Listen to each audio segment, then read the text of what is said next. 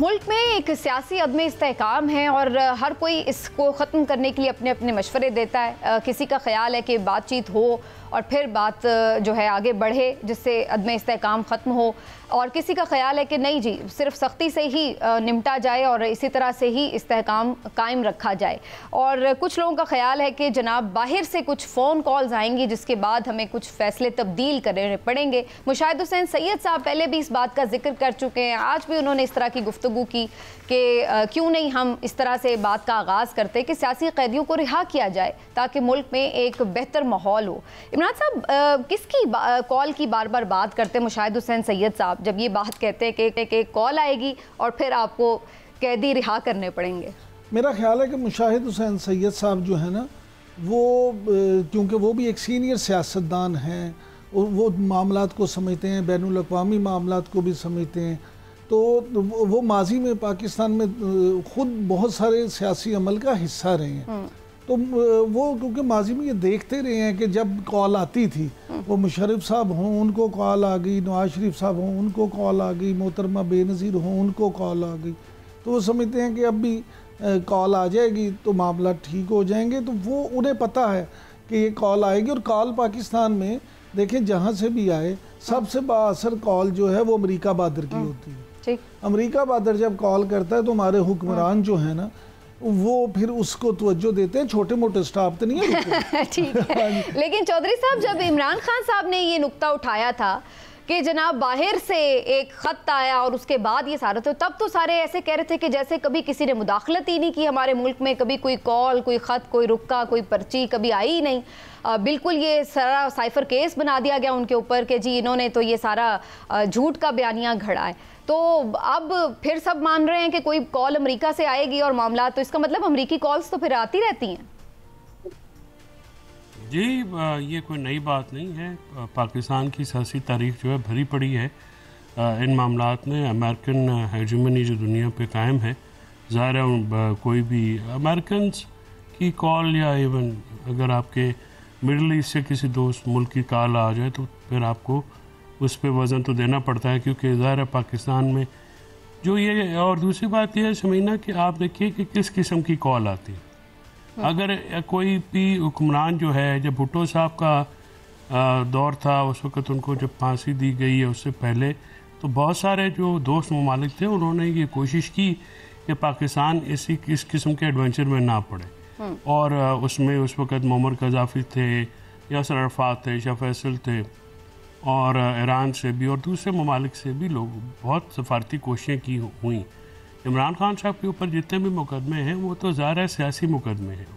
Cipher case और cipher का और इसका इसलिए तकाबुल नहीं बनता कि वहाँ पे जो साइफ़र के मंदरजात हैं जो कि अब तो लीक हो चुके हैं, उसमें तो ये है कि आप एक हुकूमत का तख्ता उठने में अलेजिडली इंस्ट्रक्शंस आई थी, सो उसको आप वो उसका और इसके बाद का तो तकाबुल नहीं कर सकते। मुशाहिद हुसैन सैयद साहब का गालिबन इशारा जो है वो अमेरिकन में जो एडमिनिस्ट्रेशन चेंज जो एक्सपेक्ट की जा रही है, वहाँ पे ट्रंप का इलेक्शन काफ़ी आगे है इस वक्त डेमोक्रेट से, और रिपब्लिकन्स के साथ जो है ख़ासकर डोनाल्ड ट्रंप के साथ इमरान खान साहब की याद अल्लाह बेहतर थी, तो वो उस तनाजुर में शायद बात कर रहे हैं कि फिर आप जब वहाँ से कोई इंटरफेयर हो अगर हो तो फिर शायद आपको वो बात करनी पड़ेगी। मैं भी उसी कॉन्टेक्स्ट में ही बात कर रही थी कि उनका इशारा अगर उधर भी है कि अगर ट्रंप साहब आ जाते हैं हुकूमत में और फिर उनकी तरफ से ये जेस्चर शो किया जाता है कि जनाब इधर से मामलात ठीक होने चाहिए पीटीआई के साथ, ऑपोजिशन के साथ, तो ये बात तो वही है ना कि इंटरफेरेंस तो फिर उनकी है, चाहे वो मामला ख़राब करने में हो या मामला संभालने में हो। तो मेरा इशारा तो ये था कि ये तो एक फैक्ट है कि फिर इंटरफेरेंस तो रहती है। ये चीज़ों को आप इस तनाजुर में देखें ना कि ये तो मुदाखलत और रिक्वेस्ट तो दो मुख्तलिफ चीज़ें हैं। पहली बात तो ये है कि ये तो एक एनालिसिस है मुशाहिद हुसैन साहब का, सही है, कोई ऐसी बात अभी हुई तो है नहीं, शायद हो भी ना, क्योंकि मेरा जो इसमें एनालिसिस है वो डिफरेंट है। मेरा एनालिसिस ये है कि पाकिस्तान के मामलात में अमेरिका को इतनी दिलचस्पी नहीं होगी। चलिए, लेकिन बहरहाल सायरा बानो साहिबा, इस खित्ते में भी अभी अमेरिकन को इंटरेस्ट है नहीं, तो इस किस्म की वॉर नहीं है या इसमें या पाकिस्तान के साथ उनका जो म्यूचुअल इंटरेस्ट है वो भी नहीं है। तो ये बैनुल अक़वामी सतह पे ये चीज़ें देखी जाती हैं वो अपने इंटरेस्ट के मुताबिक ही देखेंगे जो उनको सूट करता है, राइट। लेकिन सायरा बानो साहिबा ये ठीक है, सायरा बानो साहिबा ये फरमाइएगा, लेकिन ये बात तो बहुत सारे लोग कह रहे हैं ना कि मुल्क में बेहतर माहौल होना चाहिए ताकि सरमायाकारी भी आ सके, और उसके लिए ज़रूरी ये है कि इस्तेहकाम हो सियासी तौर पर। बहुत से लोग ये बात कर रहे हैं कि पॉलिटिकल डायलॉग स्टार्ट होना चाहिए और रिहाई होनी चाहिए सियासी कैदियों की। आपके नज़दीक ये मामला क्या किसी वाकई डायलॉग की तरफ जाता नज़र आ रहा है? क्योंकि अभी तक तो हमें ये नज़र आता है कि बड़ी एक्सट्रीम पोजीशंस हैं, चाहे वो ऑपोजिशन की हो, चाहे वो इधर से हुकूमत और इस्टेब्लिशमेंट की हो। जी सही कह रही है। डायलॉग किस चीज के ऊपर? आपने एक तरफ एक पार्टी की गर्दन पर आपने अपना घुटना रखा हुआ है और दूसरी तरफ आप कह रहे हैं कि वो उस घुटने में दबे हुए सफेद अलम झंडा ऊपर वो करें। जिस तरीके से खवातीन को कैद किया हुआ है, 1 साल से ज्यादा हो गया, कोई चालान पेश नहीं कर सके, कोई मुकदमा नहीं बना सके। मुकदमे भी ऐसे भोंडे से बनाए हुए कि मतलब जो उन पे FIR है कि 45 पे रायविन तो 50 पे वहां और 55 पे मियां वाली और सरगोदा, यानी कि सब लोग सुपर मैन थे और सुपर वुमेन। तो डायलॉग ऐसे नहीं हो सकते। एक तरीके से बात सही है कि इन लोगों से डायलॉग कैसे बने जाए जो कि खुद किसी के कांधों पर सवार होकर आए हैं, जिनको आवाम मुस्तरद कर चुकी थी। मैं तो खुद यहाँ पर इलेक्शन कॉन्टेस्ट किए और जो जहाँ पर हालात मैंने देखे थे, हम लोग तो बहुत पुरुम्मीद। लेकिन इमरान साहब, आपको लगता है कि अगर सियासी कैदियों की रिहाई की जाए तो उसके बाद एक कम अज़ कम माहौल में बेहतरी ज़रूर आएगी? क्योंकि जाहिर है PTI को तो थ्रू आउट ये महसूस हो रहा है कि उनके साथ ज़्यादती हो रही है। तो अगर सियासी कैदियों कम अज़ कम ख़वातीन की रिहाई तो हुकूमत कुछ ना कुछ कदम उठा ही सकती है। समीना देखें, बात यह है कि सियासी कैदियों को तो किसी सूरत में भी पाबंद सलासिल रखना ही नहीं चाहिए। सिर्फ इस बिना पे आप किसी को जेल में रख दें कि वो आपका सियासी मुखालिफ है, तो ये कहाँ का इंसाफ है? जहाँ तक बात ये है कि मैं समझता हूँ कि ख़वातीन जो हैं उनको अगर वो मुजरिम हैं तो अल्लाह का वास्ता चलान उनका करें, उनको सज़ा दें और उनको जेल में उस तरह से रखें मुजरिम के तौर पे। मुलजिम के तौर पे खातून हो या मर्द हो, किसी को भी इतना अरसा साल से ज़्यादा हो गया, कई सालों तक आप रखें। यहाँ अलमिया ये आप ये देखें कि लोगों की ज़मानतें नहीं होती, उनको छोटे छोटे इल्ज़ामों में पकड़ लिया जाता है। वो मुलजिम के तौर पे इतनी सज़ा काट लेते हैं कि अदालत जो है बाद में जब उनको सज़ा सुनाती है तो पता चलता है वो तो इससे ज़्यादा सज़ा काट भी चुका है। जो बेचारे की ज़मानत होती है तो वो कहते हैं कि अगर तो सज़ा हो जाती तो इससे जल्दी छूट जाता। लेकिन हमें तो ये नज़र आ रहा है कि उल्टा वो और केसेस बना रहे हैं, नए नए केसेस बना रहे हैं। खान साहब के ऊपर भी और भी फवाद चौधरी साहब के ऊपर भी मैं अभी सुन रही थी कि मज़ीद केसेस में उन्हें शामिल तफ्तीश कर लिया है। इसी तरह इनमें से भी कोई परवेज़ इलाही साहब हों या शाह महमूद कुरैशी साहब हों, इन मुकदमात से जान छूटेगी तो कोई और मुकदमा। अच्छा, सियासी कैदियों की और इमरान खान साहब की या शाह महमूद कुरैशी साहब की या फवाद चौधरी साहब की बात अलग है।